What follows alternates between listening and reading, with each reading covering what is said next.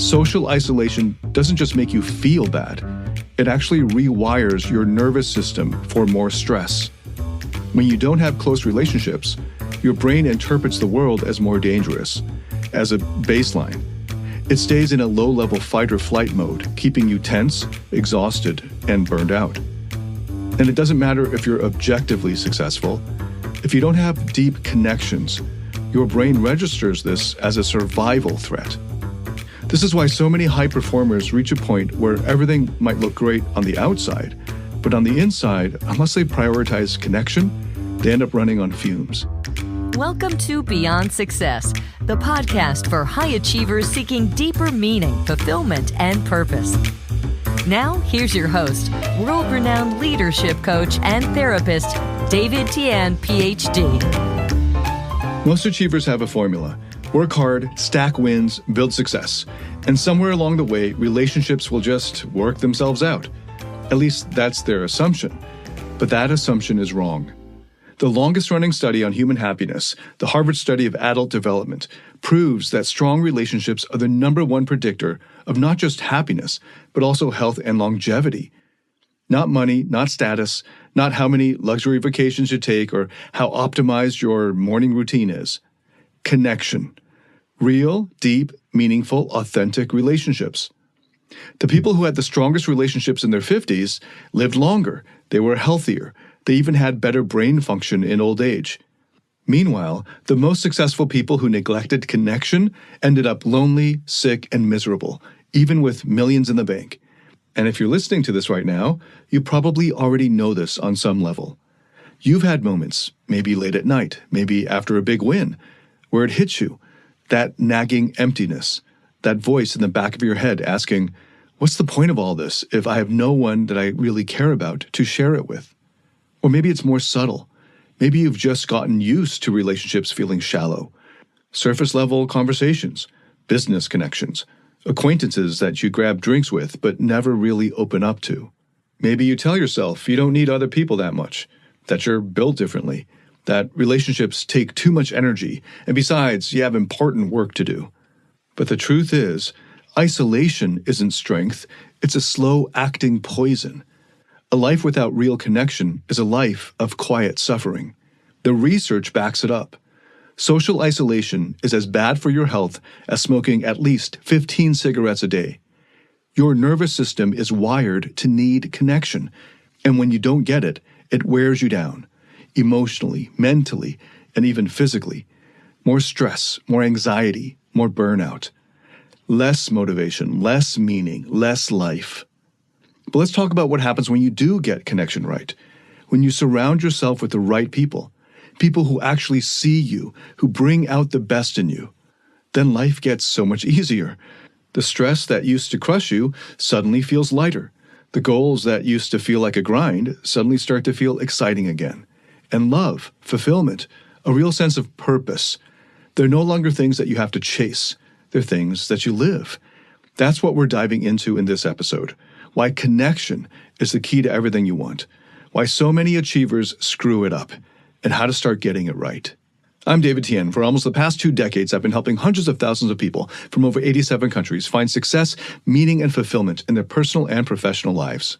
And in this episode, I've got 4 points here on the science and psychology behind emotional connection, and let's get into the first point. And this first point draws from the longest-running study in human history, the Harvard study of adult development on human happiness. They've tracked people for more than 85 years now, following them from their teenage years all the way into old age and into several generations now. Some of them started out rich, some poor, some became wildly successful, while others struggled. But across all of them, no matter their background, no matter their career path, the number one factor that determined their happiness, their health, and even the length of their lifespan was the quality of their relationships. So it wasn't money, it wasn't their physical fitness or athleticism, it wasn't their intelligence. What mattered most was connection. And these are real, deep relationships, not like how many LinkedIn connections you had or how many Facebook friends you had, not how many followers you racked up, but the quality of the people that they surrounded themselves with and the quality of their connection.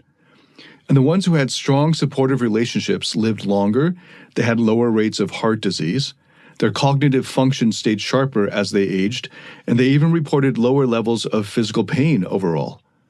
Meanwhile, the ones who were the most isolated, the ones who prioritized success but neglected relationships, ended up paying for it mentally, emotionally, and especially physically.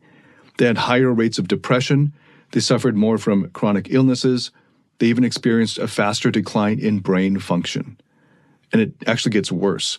Social isolation doesn't just make you feel bad, it actually rewires your nervous system for more stress. When you don't have close relationships, your brain interprets the world as more dangerous, as a baseline. It stays in a low-level fight or flight mode, keeping you tense, exhausted, and burned out. And it doesn't matter if you're objectively successful. If you don't have deep connections, your brain registers this as a survival threat. This is why so many high performers reach a point where everything might look great on the outside, but on the inside, unless they prioritize connection, they end up running on fumes. They lose motivation, and they start self-sabotaging. They look for distractions, whether it's through overworking, or maybe numbing out with entertainment, or chasing short-term pleasures. And they tell themselves they just need to push harder, that they need more discipline. But what they actually need is connection. Because when you have deep, authentic relationships, when you have people that you can actually trust, who've got your back no matter what, then you don't have to live life on hard mode anymore. You'll recover from stress faster. You'll make better decisions. You stop feeling like you have to carry everything on your own. This is why success alone doesn't fulfill you. If it did, the most successful people would be the happiest people. But you know that they aren't. Look at the guys who spent their entire lives chasing money, grinding, building their businesses, while neglecting everything else, especially deep connections. Some of them end up miserable. Some fall into addiction. Some, despite having everything they once thought they wanted, end up wondering why it still doesn't feel like enough. But the people who do get connection right, they don't just enjoy life more. They thrive. Their work improves. Their health improves. Their mental clarity improves. Because they aren't just surviving. They're supported in their thriving. Okay, let's move on to the second big point here, how your social network shapes everything about you. This isn't just about who you spend time with. It's about how the people around you, including your friends, your colleagues, even your acquaintances, they actually rewire your behaviors, your mindset, your health, and your success. Nicholas Christakis, a world-renowned researcher now at Yale and previously at Harvard, ran massive studies on social networks, tracking thousands of people over decades. And the results were surprising and groundbreaking. He found that if your close friend becomes obese, your chances of becoming obese increase by 57%. Even crazier, if your friend's friend becomes obese, your risk still goes up by 20%, even if you've never met that other person, the second person. The same pattern shows up with happiness, with smoking, with drinking, even divorce rates. So if your friend gets divorced, you're 75% more likely now to get divorced yourself. And if your friend's friend gets divorced, even if you don't know this person, it's still a 33% increase for you. In fact, the effect is found even when it's your friend's friend's friend. So now 3 degrees removed from you. If they are obese, for instance, or smoking or drinking, or a new widow, your chances of experiencing the same thing also go up, even if you don't know that person or the person who is that person's friend or that person's friend. Let that sink in. Your friend's friend's friend, a person you don't even have to know, can change the trajectory of your relationships, your health, your habits, your career. So this isn't about willpower. This isn't about discipline. This is about the fact that humans are wired to sync up with the people around us. Your brain, your emotions, even your body take subtle cues from your social environment. And this can either lift you up or drag you down. I had a client, let's call him Brian. He built a company that was, by the time we started working together, doing 8 figures. He had, on the outside, the luxury life, the penthouse, the car, the lifestyle. But every time we talked about relationships, he just shrugged it off. He told me, I don't really have deep friendships. I don't need that kind of thing. And at first, that made sense to him. He was too busy. He had goals to hit. The people in his circle were other high achievers, guys who also didn't have time for anything beyond networking and business deals and business contacts. But over time, he found that his motivation for his career started slipping a lot. He'd hit a goal, feel that high for a day or two, and then he'd just come crashing down again into a feeling of emptiness, feeling like he was forcing himself through life instead of actually enjoying any of it. The problem wasn't his business. The problem was his environment. His closest relationships were people who only talked about money and deals. Nobody challenged him to grow emotionally. Nobody gave a damn about his deeper struggles or about him as a person. And the longer he stayed in that world, the more he became like them, detached, restless, never feeling fully satisfied. When he finally started surrounding himself with people who actually prioritized connection, who pushed him to be real, to open up, to stop treating life like a never-ending scoreboard, then his experience of life changed. His stress dropped, his focus came back, and he didn't need to grind his way through life anymore because he had the right people, he felt, in his corner. And this isn't just Brian. This is true of everyone. We are the average of the people we spend the most time with, not just in wealth, but in happiness, in habits, in longevity. So if your closest relationships aren't making your life better, they're making it worse. Many high achievers struggle when it comes to managing their emotions or navigating their relationships, and they hit a wall when it comes to emotional mastery. Maybe you've noticed that stress, frustration, or anger is seeping into your personal or professional life, or you feel disconnected from those you care about. That's where David Tian's Emotional Mastery Program comes in. It's based on peer-reviewed, evidence-backed therapeutic methods to help you find happiness, love, and real fulfillment. Learn how to break free from the emotional roller coaster and start thriving in every area of your life. You can find out more at davidtianphd.com/emotional mastery.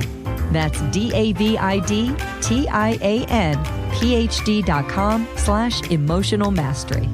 The third point builds on Maslow's hierarchy. Now, most people know Maslow's hierarchy, the pyramid that lays out human needs. At the bottom, you've got survival, food, water, shelter, and then there's safety, and then there's relationships, followed by esteem, and finally at the top, what he called self-actualization, something like becoming your best self. And for decades, this model shaped how we think about success. The idea was that you handle your basic needs first, and then once you've built security and relationships, then you get to work on personal growth. And at first glance, maybe that makes sense to you. Except Abraham Maslow himself later realized that he got it wrong. Later in his life, he updated his model. He saw that deep connection isn't just another step in the process. It's what enables everything above it. Without it, self-actualization isn't sustainable. So this flips a lot of assumptions upside down. Many high achievers believe that if they just focus on mastering themselves, on their mindset, their discipline, their productivity, then relationships will fall into place later. But Maslow's later research shows the opposite. Without real, meaningful connection, your mind and body struggle to function at their highest levels. If you don't believe that, look at what happens to people who don't have connection. Loneliness doesn't just feel bad. It affects your brain. It messes with your ability to think clearly, to stay motivated, to handle stress. It even impacts your physical health. There's research showing that people with strong relationships heal faster from injuries, recover more easily from illnesses, and live longer.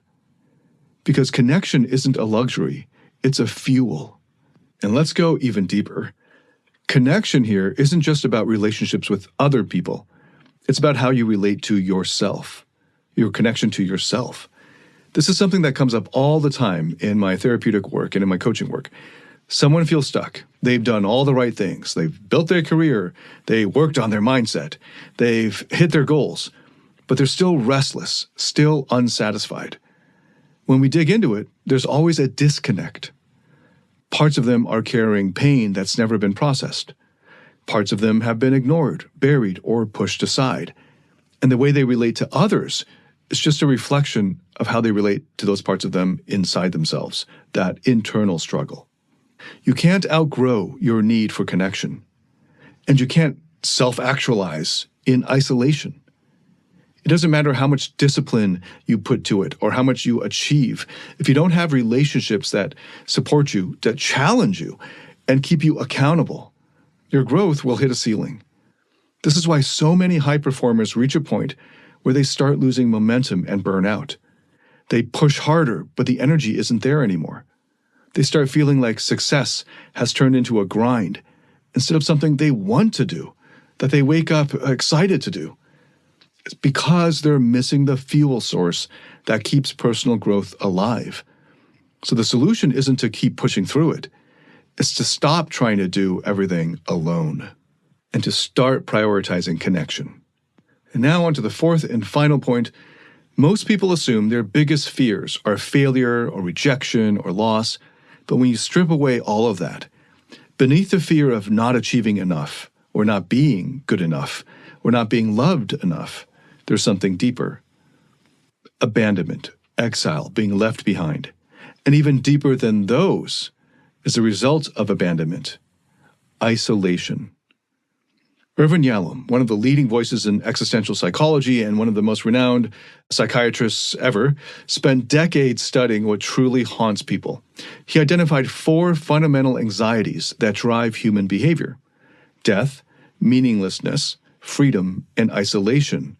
And out of those 4, isolation is the one most people never fully confront, because it's always been there, lurking in the background, even when you're surrounded by people. Even when you're successful, even when you have everything you once thought would make you happy. It's that feeling that no one really knows you, that if you stopped performing, stopped playing the role people expect from you, then they'd lose interest. That if something went wrong, really wrong, you would have no one you cared about to turn to. And it's not just a feeling. Isolation is woven into the human experience. Like, no one else can live your life for you. No one else can fully understand what it's like to be you. No matter how much love and connection you have, there's a part of the journey that only you can walk. For high achievers, this tends to show up in a different way. They don't call it isolation. They call it something like independence or self-reliance, or they call it not needing anyone. But underneath all of that is the same fear: being abandoned, being disconnected, exiled, being left to deal with life completely alone. And for a lot of successful people, that fear started way before they ever became successful. Maybe it started in childhood. Maybe they had parents who only gave them attention when they won something or achieved something or proved something. I know what that's like. Maybe they grew up in an environment where weaknesses weren't tolerated. Maybe they got burned in relationships. They trusted someone, depended on someone, and then got left, betrayed, or rejected. Or maybe it was all of that. So they adapted. They built a life where they didn't have to rely on anyone. And it worked for a while. It made them strong. It made them capable. It made them successful. But it also came with a horrible cost. Because that deep-seated fear of abandonment doesn't just disappear when you become an adult. It doesn't go away when you make money or reach a certain level of success. Instead, it just hides. It stays in the background, shaping decisions, shaping relationships, shaping how much trust you allow yourself to feel. And it especially shows up in relationships. For some, it looks like never letting people get too close. Maybe they date, maybe they have friendships, but there's always a wall, a sense that at the end of the day, they're still alone. That if things go wrong, they're the only one they can really rely on. For others, it's the opposite. They do get attached, but they get too attached. They go all in on relationships too quickly, or they latch onto people who aren't even right for them. Or they feel abandoned over small things, or they take normal distance as rejection, or overanalyze every little sign that someone might leave. Same fear, different strategies. The mistake high achievers make is assuming they can solve this fear on their own. Read the right books, do enough self-reflection, stay independent, don't rely too much on others. But this is the one thing you cannot solve alone. Dr. Irvin Yalom pointed this out in his work. Connection is the antidote to isolation. Not just the idea of it, but the experience of it. Actually allowing yourself to be seen, to be known, to be vulnerable. And that is the real challenge, because that means facing whatever parts of you have been afraid to connect in the first place. Because for them, the idea of being fully seen, flaws, fears, weaknesses, and all, feels just as terrifying as being alone. But this is why people stay stuck. It's why they tell themselves connection isn't that important. Because opening up feels like a risk, and being alone, at least in a controlled way, feels somehow safer. But safety isn't the same as fulfillment. And all the research shows that deep connection doesn't come from needing people less. It comes from accepting that no matter how strong, successful, or independent you are, you'll never escape your human need for connection. And trying to deny that only makes the loneliness worse. And there's only one way through it. You have to let yourself be seen. You have to stop running away. And that starts by being honest, first with yourself, then with the people who are actually worth opening up to. Okay, let's bring this all together. We started with the research, the hard evidence that connection isn't just something nice to have. It's not extra, it's not optional. It's the foundation of a meaningful, thriving life. The Harvard study of adult development, the longest-running study in history, proved that strong relationships predict happiness, health, and even the length of your life. Social isolation wrecks you, mentally, emotionally, physically, medically. Then we broke down the ripple effect of connection. Nicholas Christakis' research showed how relationships shape everything. The people around you don't just influence your emotions. They mold your habits, your health, your decisions, your long-term success. You absorb the energy, the mindsets, the behaviors of the people closest to you, and even the people closest to them, whether you realize it or not. Next, we updated Maslow's hierarchy. He originally put self-actualization at the top as if it were the final step after you've handled relationships, but later in life he admitted that he had it backwards. Deep connection fuels personal growth. Without it, self-actualization doesn't stick. And then there's the existential reality. Yalom's work laid it out clearly. No matter how independent or successful we are, we all struggle with the fear of isolation, and the people who try the hardest to outrun it suffer the most. To illustrate this, let me tell you about a client of mine. He checked all the boxes of success. We'll call him Kevin. So Kevin spent years building his company, his wealth, his reputation. He had a mansion, the fancy cars. He had the financial freedom. He'd even been married before, but it ended in divorce. At the time, he told himself relationships weren't a priority. He had bigger goals. He had high standards. He had better things to do than chase something as unpredictable as connection or love. But after his biggest financial year ever, he hit a wall. He started feeling restless. Work felt like a treadmill.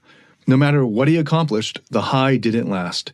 He got into casual relationships, but they all felt the same way. Exciting at first, then empty. He had plenty of people around him, but none of them really knew him. And he wasn't sure that they actually were with him because of him rather than what they can get out of him. He told himself he just needed another goal, another challenge, something even bigger. But that wasn't the answer for him. What Kevin was running from was connection. He was terrified of being seen, not as the successful entrepreneur, not as the high-status guy who had his life together, but as a human being, as someone with fears, with wounds, with the same need for love and belonging as anyone else. And the irony was that this was the real challenge for him, the one that he had been avoiding his whole life. Because relationships aren't a distraction from success. They're the foundation of lasting success. When Kevin finally prioritized connection, not just dating or hookups, but deep friendships, real emotional intimacy, his entire life started to shift. He didn't lose his edge. He didn't slow down in his career. But for the first time in years, he wasn't just achieving, he was living. And that's the real takeaway here. Success alone doesn't fulfill us. Relationships do. But most achievers still deprioritize connection. They disrespect it. They tell themselves they'll focus on it later, that it's not urgent, that it'll just work itself out. But it won't, not automatically. And in the next episode, we're going to break down exactly why high achievers struggle with deep connection, the defense mechanisms that keep them stuck, and how to start making the shift before it's too late. Thank you so much for listening. If this has resonated with you in any way, please share it with anyone else that you think could benefit from it. If you liked it, hit a like or give it a 5-star rating on whatever platform you're listening to this on. And if you have any feedback whatsoever, I'd love to get it. Leave me a comment or send me an email. I'd love to get your feedback. I look forward to welcoming you to the next episode. Until then, Tian, signing out.